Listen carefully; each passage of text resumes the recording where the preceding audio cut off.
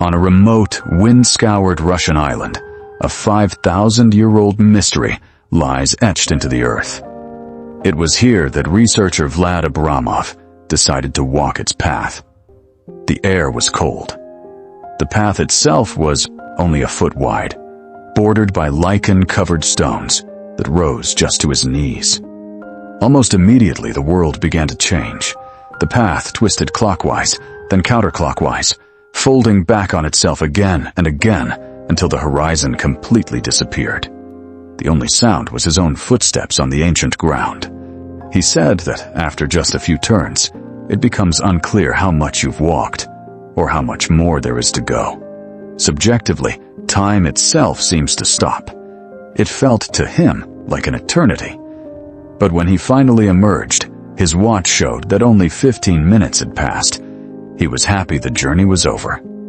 But he felt fundamentally changed. The experience was both unsettling and, somehow, profoundly liberating. But this labyrinth, it isn't the only one. It is just a single piece of a much larger puzzle, scattered across a place that some have come to call the Timeless Trap. That place has a name and a location. To find this timeless trap, our journey carries us north, across Russia into colder latitudes, toward a quiet inlet called the White Sea. On the map, the coastline splinters into smaller fragments until it becomes a scatter of islands, the Solovetsky archipelago. And as the satellite image drifts closer, most of those shapes slip away until one remains at the center, Bolshoi Zayatsky Island. From above, it looks almost like an afterthought, a flat oval of rock and sparse growth, less than a square mile of land held between wind and water. Yet this is where the mystery tightens. Crammed onto this tiny surface are over a dozen ancient stone labyrinths, more than a third of all 35 known in the entire Solovetsky archipelago.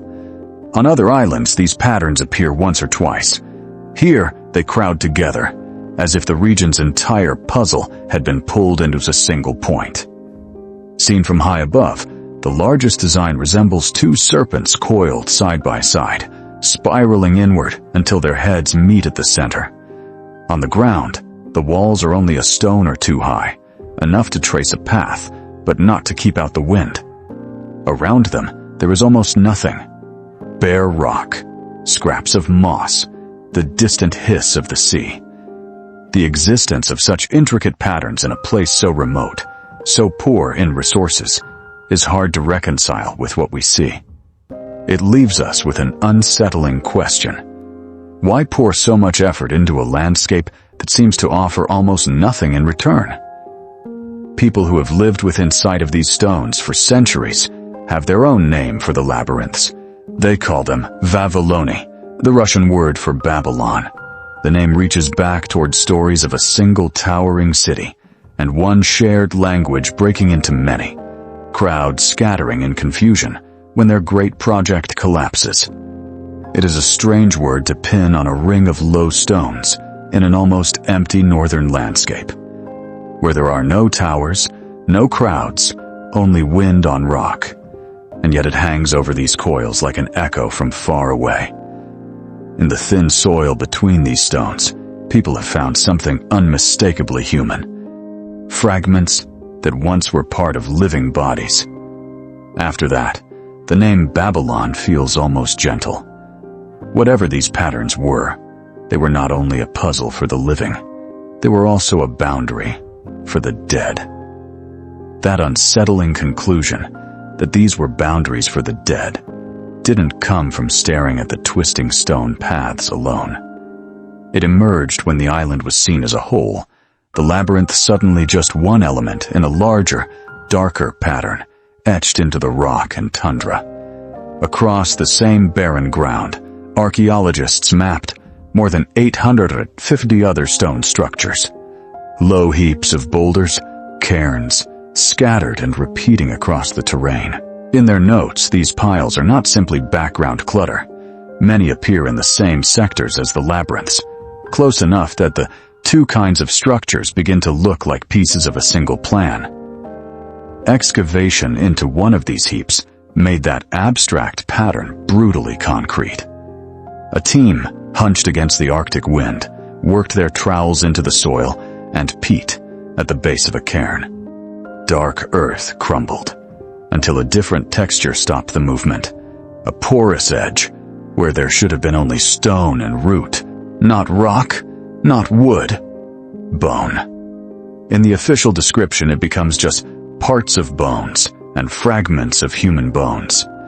But it felt like the island exhaling something it had hidden for centuries.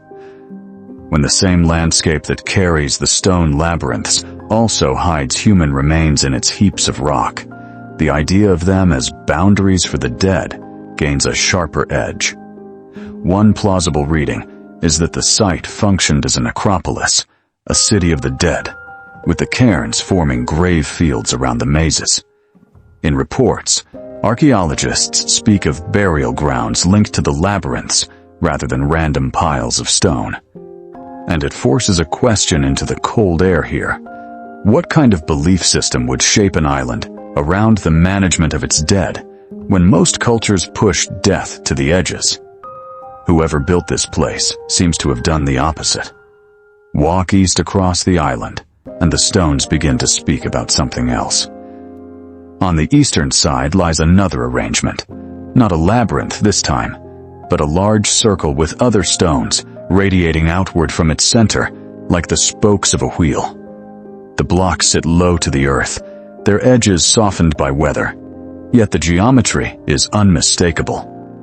One widely shared interpretation is straightforward, a symbol of the sun, carved not in paint or metal, but in stone and empty space.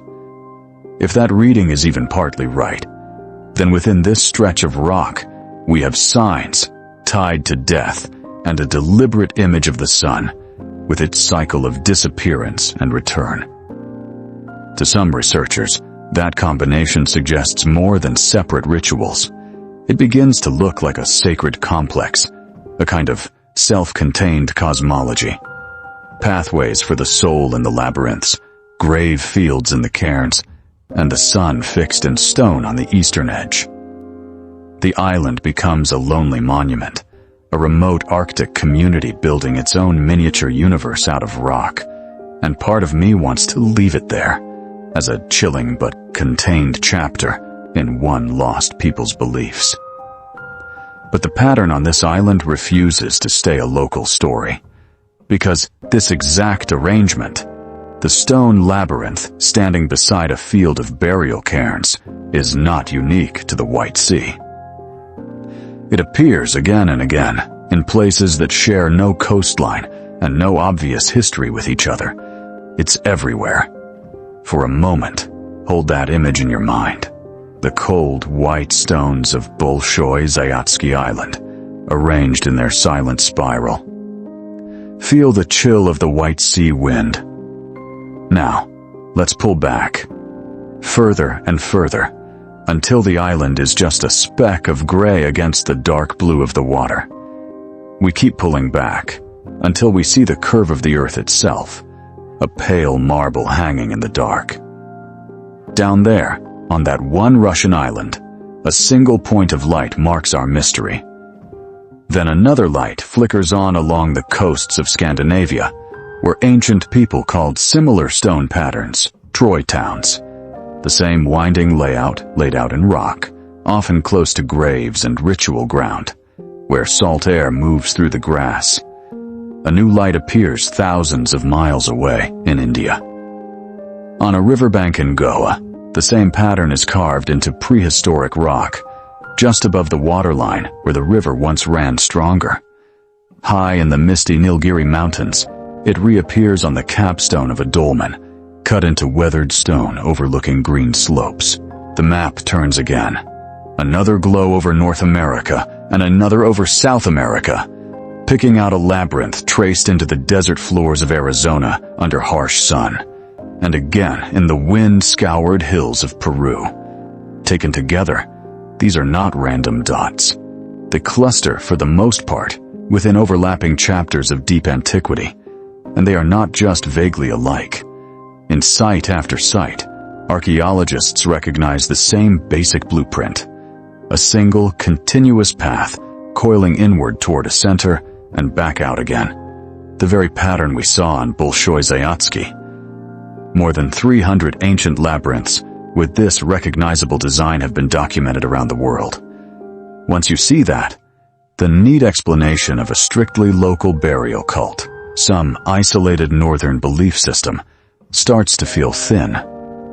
If this were only a regional custom, we would not expect to find that same coiled path cut into Indian rock or echoed in stone rings on Scandinavian shores, and then reappearing in the deserts and highlands of the Americas. What looked like a curious island tradition begins to resemble a pattern with genuine global reach. From a distance, it almost appears like a kind of synchronicity. Similar structures, built in broadly similar eras, by cultures separated by long sea crossings and vast distances. As far as mainstream history can currently show, most of these communities shared no language and had no straightforward way to pass along an exact, intricate ground plan. Conventional explanations, independent invention, slow diffusion along trade routes, shared psychological motifs, can each account for pieces of the picture, but none of them yet give a simple, settled answer for why this specific labyrinth keeps resurfacing in stone. So the frame widens. The question is no longer only what happened on one remote island in the White Sea, but what was happening inside human culture as a whole. If a precise and demanding pattern is being repeated from the frozen north to the tropics, it suggests that something about this shape mattered more than our current timelines and cultural boundaries easily explain. At the very least, it presses against the comfortable idea of ancient societies as isolated experiments, each inventing its symbols in complete separation. Faced with a puzzle on this scale, some researchers and storytellers edge toward the outer borders of what feels possible. They reach for older stories that imagine a single source behind scattered echoes, a lost, far-reaching civilization whose traces might survive only as ruins and recurring symbols. In our culture, that idea has gathered around one legendary name you already know: Atlantis. The legend of Atlantis offers a story so grand, it almost seems designed to explain this: identical labyrinths on distant coasts. In later tellings of that old Greek tale of a drowned city, it tries to solve an impossible puzzle with an epic answer, imagining a single, lost global civilization, a mother culture, whose knowledge and symbolism are said to far surpass anything we know from the ancient world. In this narrative, their story doesn't fade out slowly. A sudden cataclysm shakes the ground, splits stone, and sends a city sliding into the sea under the roar of water. As the last towers vanish, the dull thunder of waves gives way to an uneasy quiet, broken only by a few small boats pushing into the dark. In this imagined scene, the survivors carry not just their lives, but the memory of their culture, its science, its rituals, its sacred symbols, the meaning that has become their only luggage. According to this idea, what they save are patterns, stories, rites, shapes you can redraw anywhere, and the labyrinth is one of them, a fragment of a lost world preserved in memory and ritual. In this scenario, imagined survivors fan out across the globe, settle among the peoples they meet, and teach fragments of that symbolic language, planting this pattern, an ancient, shared blueprint, on that remote Russian island with its stone labyrinths along Scandinavian shores, across India and the Americas. It's an elegant solution, a single source for a single global mystery, but it remains a speculative story, not an established history. There is no proof that all of these sites trace back to one drowned city. And yet, it's easy to see why this Atlantis answer is so tempting. It turns distant labyrinths into echoes of a single sunken place, gathering them into one clean narrative. But if we set that comfort aside, if there was no lost city, no single mother culture crossing the seas, the puzzle of the labyrinths stays, stark and silent. Then we're forced to look for an answer, not in lost continents or forgotten empires, but somewhere else entirely, somewhere deeper, somewhere inside ourselves. And when we turn our gaze inward, away from the maps of the world and toward the maps of the soul, the cold lines of stone in the sea wind begin to take on a different meaning. We're no longer just looking at rocks on a remote island. We're trying to read the spiritual architecture of a people long gone. Moving away from theories of lost continents, archaeologists and anthropologists offer more grounded interpretations. One of the most widespread is that the labyrinth was a pathway for the dead. Here on Bolshoi Zayatsky, where low stone cairns and graves cluster a few steps from the spirals, and where archaeologists themselves have called this island a borderland of the dead, that idea takes on a solemn sense. In this reading, the labyrinth wasn't a puzzle to be solved, but a final guide, a single, unerring path for the soul to follow into the next world, making sure it would not lose its way. Another folkloric reading sees the labyrinth not as a guide, but as a prison. Perhaps its purpose was to trap something. In this view, the complex, winding path becomes a kind of mental fortress, designed to confuse or ensnare malevolent spirits, keeping them from finding their way back from the underworld to trouble the living. A form of spiritual protection etched in stone. In both cases, everything depends on the same motion, a presence, spirit or person, drawn into that single turning path and held there. Let's stay with that shared motion for a moment. These first two ideas, a guide for the departed, a trap for spirits, are rooted in ancient belief. The third theory is different. Decades later, with no real knowledge of these specific rituals, scientists would ask volunteers to walk winding paths and quietly measure their effects on the mind. Those experiments seemed to gesture toward an explanation for the feeling of timelessness Vlad Abramov described. This third theory suggests the labyrinth was a tool for shamanic ritual, a place where a living person, a shaman, an initiate, could use the body's slow turning to slip into an altered state of consciousness. Step by step along the stones, with the sea, birds overhead, and burial mounds close by, they were not only tracing the pattern on the ground, they were following an inner route as well, hoping to meet their dead and to ask for calm seas, good hunting, or survival through the winter. It sounds mystical, but this is also the point where the ancient world and our own start to overlap. In 2018, a study in the journal Medicines asked people to walk a labyrinth and then describe the experience. Nearly 9 out of 10 said their perception had shifted. Many used the same phrase, lost in time and space. A 2023 study in Frontiers in Psychology looked at people walking a labyrinth together. Some described a sense of transcendent boundlessness, their way of saying that clock time had loosened its grip, opening into something more spacious, like an endless present. Our ancestors didn't have the language of psychology, but it appears they were working with the same raw material. These small studies can't tell us everything, yet they suggest that walking a unicursal pattern like this can shift how we experience time, space, even our own thoughts. What a shaman might have called a journey to the underworld could be another way of pointing to a deliberately induced shift in perception. The state Vlad Abramov seemed to brush against when he spoke about time dissolving among the stones.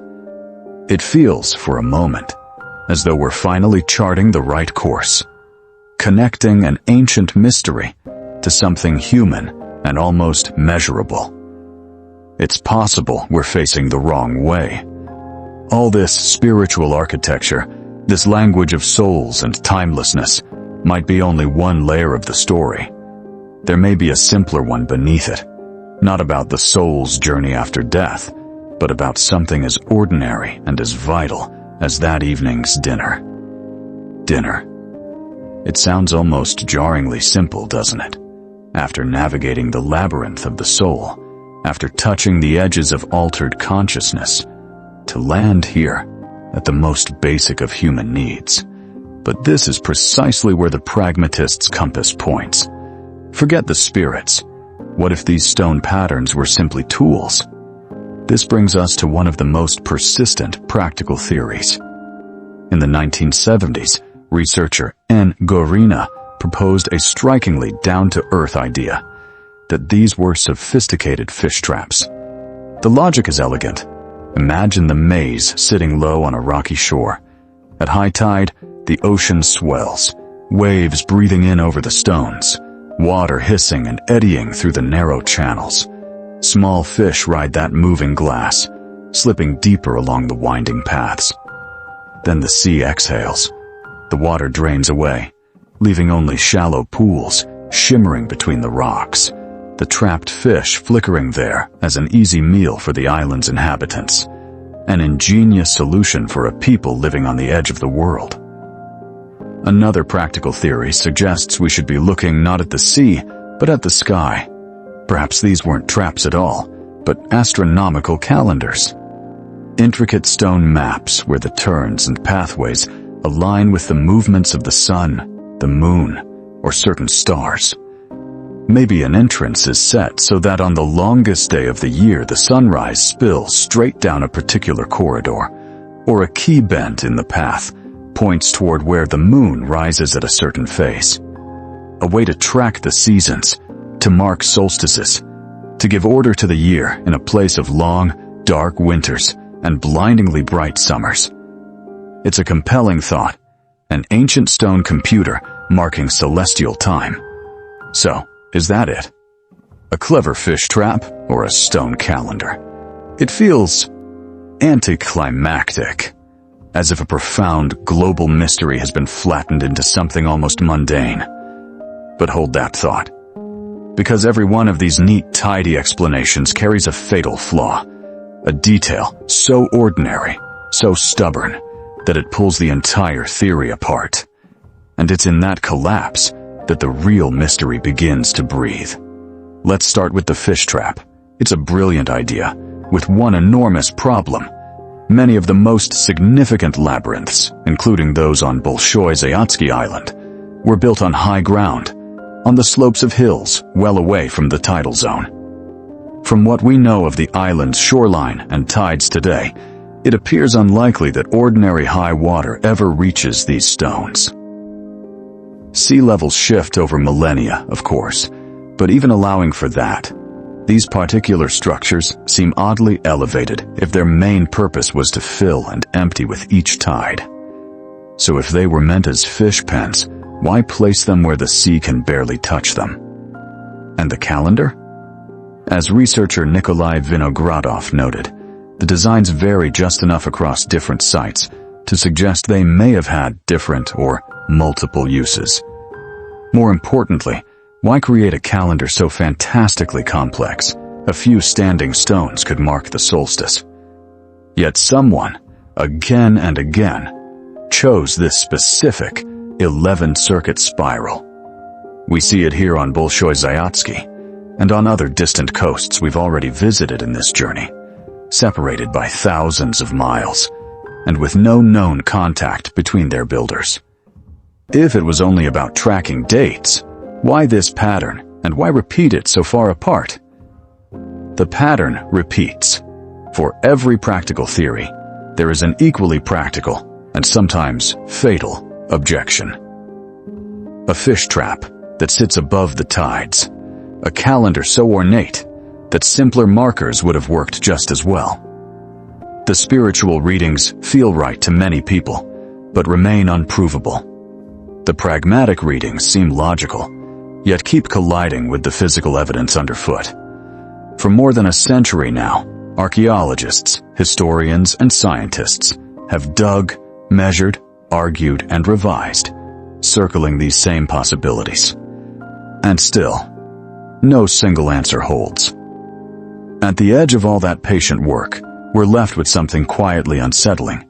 The experts cannot agree. The most honest conclusion is also the most disarming one, that we simply do not know. And after tracing all these paths, from soul journeys to fish traps, the maze does something strange. It hands the question back to us. This is the part no specialist can walk for you. I know some of you are already composing well, actually, in the comments. But underneath all the clever theories sits the same admission. We don't know. So if one explanation feels truer to you than the others, or if you carry a completely different idea we haven't touched on, share it below.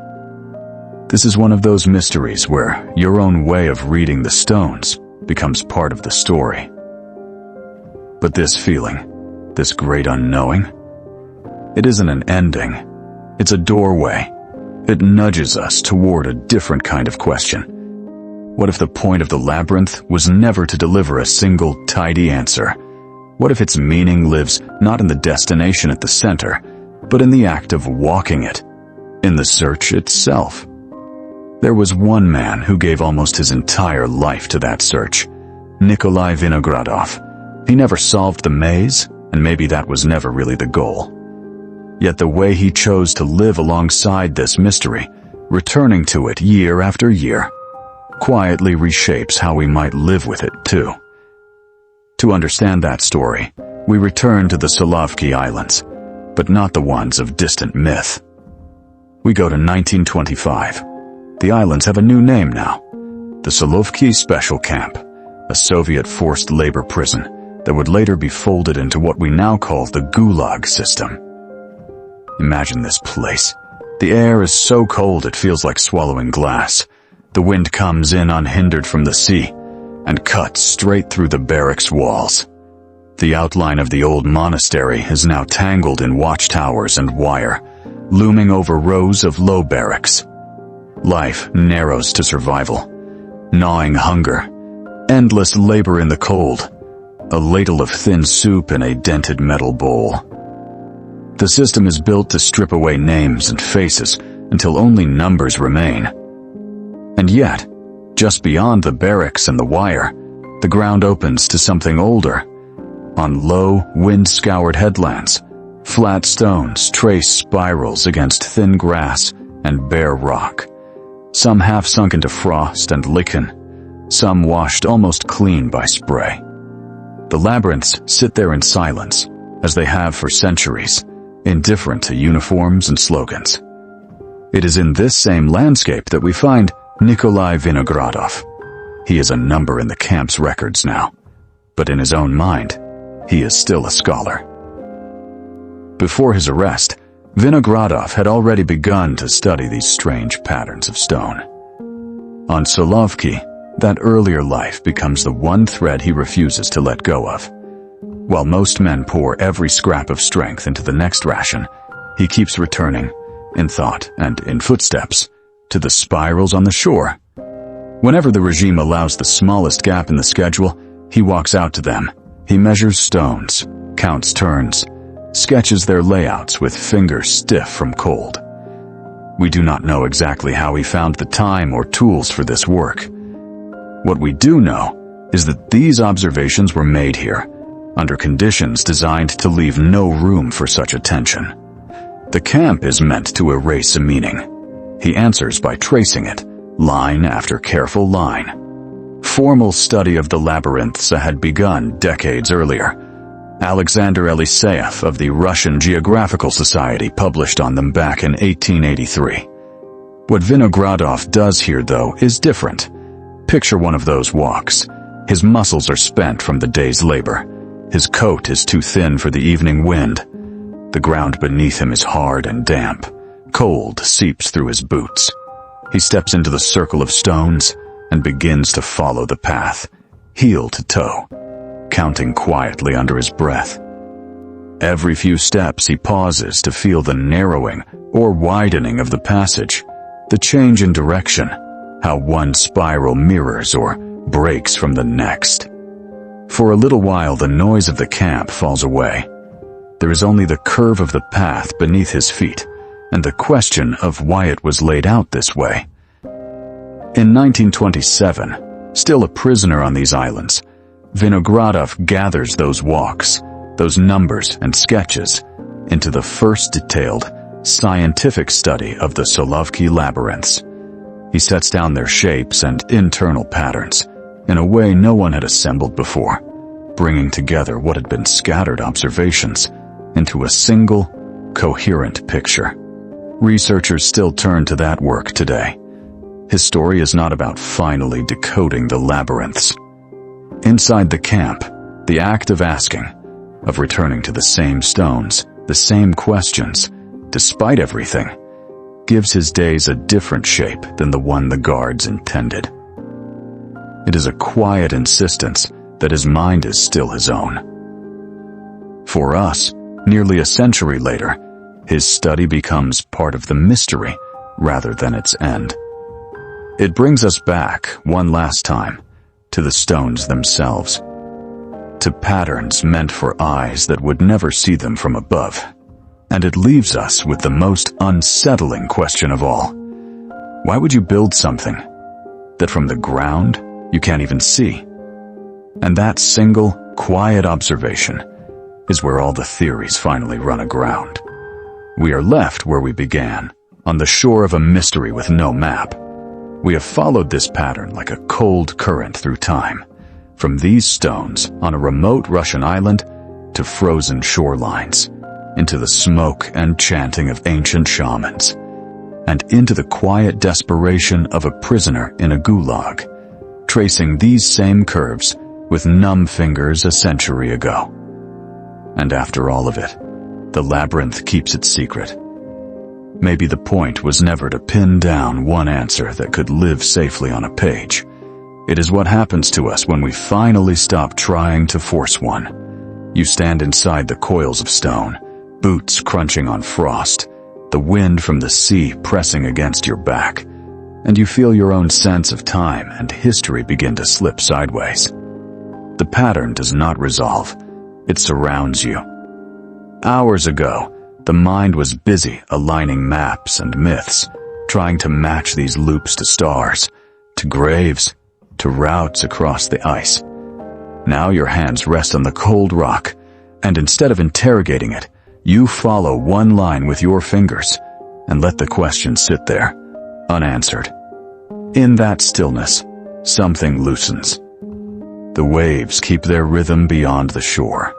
The stones no longer feel like a code waiting to be cracked, but like a patient presence that has been here all along, watching centuries pass without explanation.